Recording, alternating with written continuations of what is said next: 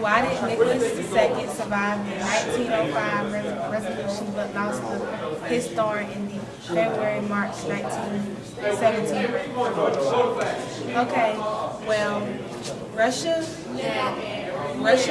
government was very unstable. They had a weak economy, and this is when inflation occurred, and they lost the value of their dollar, and they had famine, which is like a loss in like food supply, and they lost like bread and things like that.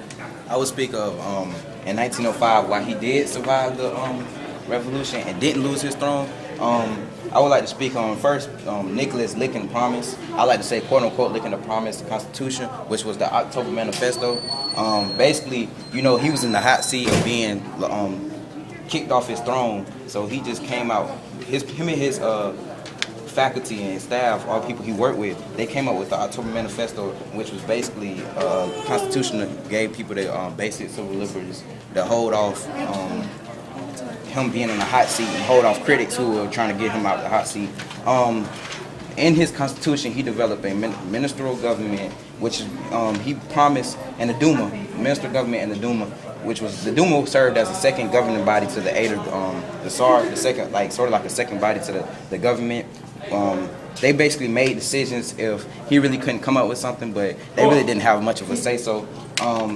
These two came off the Constitution. He was, you know, sort of like promising these guys that this is going to work, rousing all the Russian civilians up, saying that we're going to do this and do that. But after a while, they realized that it was all just sort of like a temporary thing just to get him out the hot seat. Okay, now I'm going to follow up with Dante and then talk about the loss of Tsar Nicholas, his throne in February-March 1917 revolution.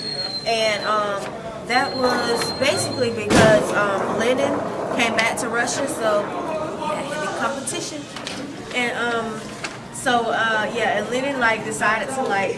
But yeah, also to add on that, Lenin's return to Russia. You know how when Lenin returned, you know, it was sort of like a big parade for him, and it was like a sort of like a big arrival, and you know everybody he's like busting him up.